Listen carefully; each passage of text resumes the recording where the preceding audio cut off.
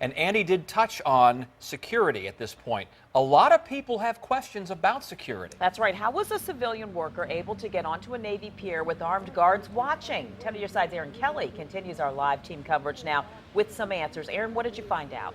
Well, I've learned that there are a lot of different cards and identification cards that you can use to get on the base. A common access card, that's what most people have. There's also something called a rapid gate card. But we know in this case, this person did not have either of those. This person had what's called a TWIC. That is a Transportation Worker Identification Credential. And to get that, you need to have your fingerprints taken. You also need to have a threat assessment done from TSA. And according to TSA, this is valid for 5 years. Now, I talked to a Navy source about what's the process of getting from outside of the base all the way up to the ship. What would somebody encounter going through that? According to our source, you would have to show your ID outside the base at the gate there. Sometimes they scan those cards. Then the suspect would have to go to another checkpoint at the end of the pier. There'd be an armed sentry there.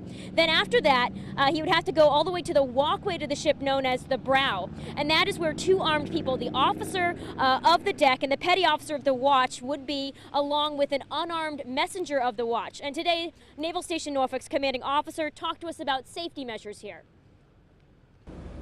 I think we're making improvements every day towards our security to make sure that we keep the base safe. We take care of the sailors and the tenants that live at Naval Station Norfolk. That's my #1 priority, is security and making sure people are safe.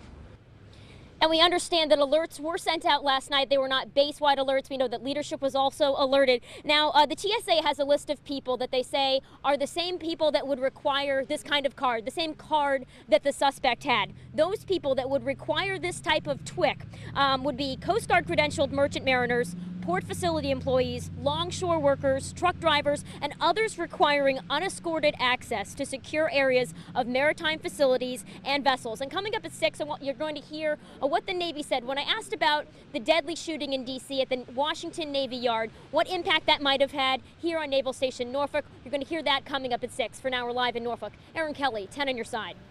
10 on your side went to a previously scheduled event at Naval Station Norfolk today where Admiral William Gortney, commander of U.S. Fleet Forces, made this comment about last night's shooting. We'll find out what happened and we'll prevent that from occurring again. So what are we going to do?